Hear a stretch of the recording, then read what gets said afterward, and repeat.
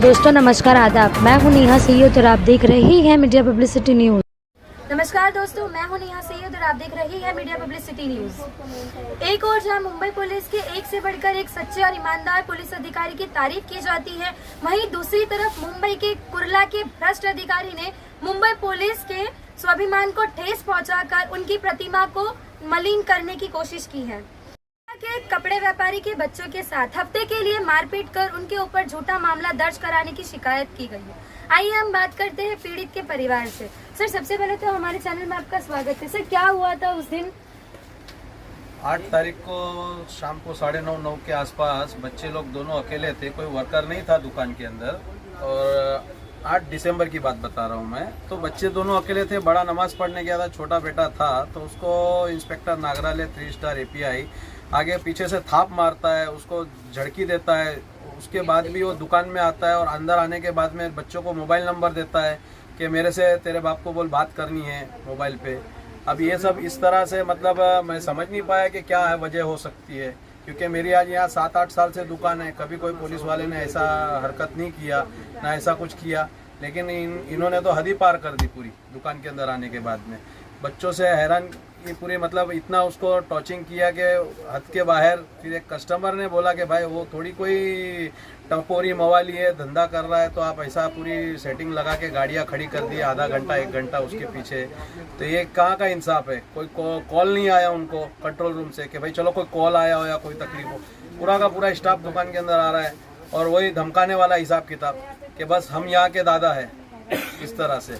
उसके बाद में मैं थोड़ा मेरे घर फैमिली के अंदर मेरे ससुर का इंतकाल हो गया 11 तारीख तक, नहीं तो मैं उनको उसी टाइम सबक सिखाने वाला था। तो मैं थोड़ा पीछे हट गया। तो इन्होंने फिर ऐसा लगा, इनको भनक लगी कि भाई अब ऐसा है होने वाला है। तो इन्होंने फिर मेरे बच्चे को टारगेट किया और फिर 20 तारीख को आके डायरेक्ट इनके ऊपर मारा, छोटे वाले बच्चे को। और मारने के बाद सीधा ऐसा लेके गए जैसे कोई आरोपी को लेके जाते हैं एक दुकान में से। और वो ले जाने के बाद भी इतना उनको गाड़ी के अंदर मारा, डिटेक्शन रूम में मारा, और यहाँ से ऐसा उठा के ले जा रहे जैसा इन्होंने कोई बहुत बड़ा कांड किया हो ऐसा। तो हमारा तो मतलब एकदम इनके ऊपर से वो उतर गया कि भाई एक छोटी सी चीज़ के लिए इनको इतना बड़ा एक्शन लेना पड़ा और इतनी बड़ी बड़ी कलम लगाई बच्चों के ऊपर। और बच्चे 8 दिन तक अर्थर रोड जेल में जाके आए। मतलब काफ़ी मतलब हद तक इन्होंने इतना हफ्ते के लिए इतना गिर चुके कि ये लोग, मुझे नहीं बता था ये सब चीज़ के लिए। जो उन्होंने हरकतें की है वो बहुत गलत की और नाइंसाफ़ी की हमारे साथ में। मेरे पुलिस अधिकारी मेरी बहुत अच्छी सब लोगों से दोस्ती है, लेकिन इनके जैसे लोगों के वजह से पूरा स्टाफ और पूरा डिपार्टमेंट बदनाम होता है, जो इन्होंने जो हरकत की वो हिसाब से। सर, इसके बाद आपका अगला कदम क्या है? मेरा इसके बाद अगला कदम ये है कि जो मेरे मासूम दोनों बच्चे के ऊपर जो कॉलेज से सीधा दुकान पे आते हैं, कहीं दुनियादारी नहीं देखे है, ऐसे बच्चों को इन्होंने सलाखों के पीछे डालने का काम किया है। तो मेरा भी ये सरकार से ये मेरी अपील है कि इनको भी इनकी कायदे से इंक्वायरी होनी चाहिए और इनको भी इनके ऊपर भी एक्शन होना चाहिए कि जिस तरह ये कभी भी इनके कलम का और इनके वर्दी का पावर का जो ये गलत इस्तेमाल किए इन्होंने 10-5 मिनट में इन्होंने तुरंत FIR बना दी। और FIR में भी इन्होंने घालमेल की है। 6:45 बजे का यहाँ वाक़या है और 6:30 बजे का FIR में टाइम डाला गया है। यानी ये FIR बना के आए थे, पूरी सोची समझी हुई साजिश थी इनकी। ना ये मेरी वेट किए ना कुछ वेट किए। बच्चों ने बोला कि मेरे पापा को फ़ोन लगाओ कुछ करो, तो इन्होंने कोई कुछ जवाब नहीं दिया। अपने हिसाब से जो करना था वो सब कर डाला इन्होंने।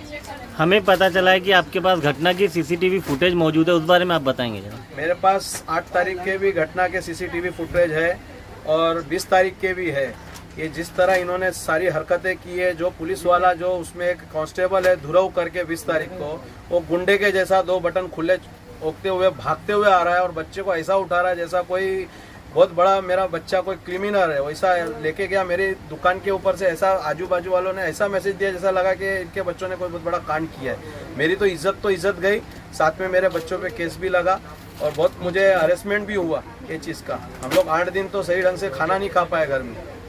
न्याय के लिए आप आगे कौन सा कदम उठाएंगे? न्याय के लिए मैं आगे मुझे जहाँ तक जाना होगा और मुझे कानून पे पूरा भरोसा है, जो भी होगा हक में फैसला होगा। मेरे पास सारे एविडेंस है और मैं सब बताऊंगा, कोर्ट में साबित करूंगा। मुझे इसके लिए हाई कोर्ट तक जाना पड़े या सुप्रीम कोर्ट तक जाना पड़ेगा तो मैं जाऊंगा, लेकिन मैं पीछे हटने वाला नहीं हूँ बिल्कुल भी। आपके इस मामले से ऐसा लग रहा है कि आपका ये कहना है कि पुलिस का पूरी तरह से गुंडा राज यहाँ कुर्ला में चल रहा है। बिल्कुल पूरी तरह से गुंडाराज चल रहा है पुलिस का यहाँ पे। और ये पूरे यहाँ नहीं, पूरा स्टेशन रोड से लेके उस तरफ साहिबा की तरफ और इस तरफ ये इनका काम चालू ही रहता है।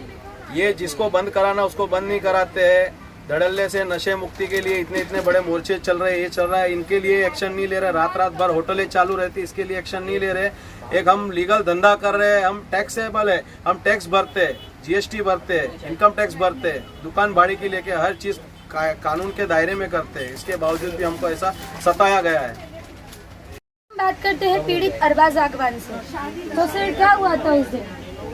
उस दिन ये हुआ था ना मैडम कि मैं दुकान पे आया, जस्ट नमाज़ पढ़ गया। मैंने सर से पूछा सर आपको कोई प्रॉब्लम है या कुछ है, तो सर ने मतलब अचानक से मेरे भाई के साथ धक्का मुक्की करना चालू था उनको, उसको धक्का धक्की कर रहे थे और उसको मार भी दिए थे उससे पहले। तो मैंने सर से आके वही बोला कि सर कोई प्रॉब्लम है तो आप मुझे बताइए, और मैं सर के बाजू में खड़ा हो गया रिस्पेक्टफुली। लेकिन सर ने ये किए कि गंदी गंदी गालियाँ दे रहे थे वहाँ पे, और जो दूसरे भी पुलिस वाले आए ना तो उनके भी बटन एकदम टपोरी के ऐसा खुले हुए थे और गाली देते हुए आए, और हमें वही उसी तरह से गाली देते हुए मुझे ऐसा जीप में उठा के लेके गए, जैसे कोई क्रिमिनल को या कोई टेररिस्ट को ले गया तो उस हिसाब से लेके गए। और जीप में भी हमें जातिवाद के ऊपर बहुत सी गालियाँ दी उन्होंने, जो हम नहीं दे सकते यहाँ पे मीडिया के सामने, लेकिन उन्होंने वहाँ पे वो गालियाँ भी दी। और स्टेशन में भी, पुलिस स्टेशन में भी हमें 4 से 5 पुलिस वाले लोग ने कंटिन्यू मारा है, कम से कम आधा पौना घंटा। और हमने ये भी कहा कि सर हमें घर पे इन्फॉर्म करने दीजिए, हमें घर पे बताने दीजिए ये सब बात। तो उन्होंने कहा नहीं, फ़ोन वोन लगाने अभी नहीं मिलेगा। और अपने हिसाब से उन्होंने FIR भी बना दी, और कोई भी चीज़ हमारे लिए मतलब छोड़ी नहीं हो पीछे। या मेरे डैडी का भी इंतज़ार नहीं किया उन्होंने कि इनके डैडी आएंगे या इनके कोई गार्डियन आएंगे तो इनसे बात करेंगे या कुछ करेंगे। वो अपने हिसाब से ही बस किए जो उनको करना था। और मैं भी एक कॉलेज स्टूडेंट हूँ, मैं यहाँ कुर्ला ईस्ट में पढ़ता हूँ, कॉलेज फर्स्ट ईयर BCom में। और मैंने ये भी बात कही उनसे कि सर मैं कॉलेज स्टूडेंट हूँ, मेरे अंदर कोई एक्स्ट्रा एक्टिविटी नहीं है, मैं कॉलेज जाता हूँ और बाद में डैडी की दुकान पे आके थोड़ा उनका हाथ बटाता हूँ काम में, बस इतना है मेरा, और बाकी और कुछ भी नहीं है सर। लेकिन उन्होंने ये सब बात का कोई वो नहीं समझे, इन्होंने खाली मतलब अपने हिसाब से जो उनको करना था वो उन्होंने करके दिखा दिए। और हमने उनसे काफ़ी रिक्वेस्ट भी की और ये भी कहा कि सर प्लीज़ मारिए मत, ये हिसाब से हमें, क्योंकि हम स्टूडेंट हैं। लेकिन वो कोई भी बात नहीं सुने हमारी, उन्होंने कोई भी बात। मेरा नाम अब्बास है। 20 तारीख को पुलिस वाला आया, मेरे को कपड़ा निकालने बोले। मैंने कपड़ा निकाला तो सर ने बोले फटाफट निकाल और कपड़े पे बाम्बू मारे। तो मैं सर को बोला सर बाम्बू मत मारो, कपड़ा फट जाएगा। तो मैंने इतना से बोला तो सर ने मेरे को मारे भी और गाली भी दी है, और मारते हुए मारे उल्टा। और फिर मेरा भाई आया तो मेरे भाई को भी ज़बरदस्ती मेरे साथ लेके गए पुलिस स्टेशन, वैन में भी मारे हम लोग को, पुलिस स्टेशन डिटेक्शन रूम में भी मारे।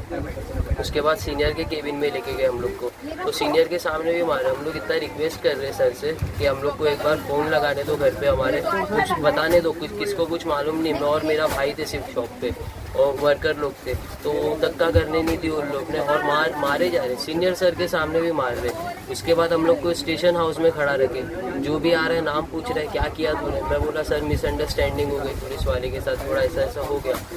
तो वो सीधा नाम और ऐसा पूछते हुए सीधा एक मेरे भाई को मार दिए। और मैं कैमरा देख रहा था वहाँ अंदर खड़े रह के पुलिस स्टेशन रूम में, तो वहाँ पे मेरे को एक कॉलर पकड़ के आता है पुलिस वाला सा, घसीटता है, बोलता है चल तू वो बाजू, यहाँ क्यों खड़ा है। ऐसा सब मतलब कंटिन्यू मारे जा रहे हैं। और सर हम लोग कॉलेज पढ़ते हैं, मैं 12th स्टैंडर्ड में था, अभी मेरा 12th हुआ है मेरा सर, और मेरा भाई भी कॉलेज पढ़ता है।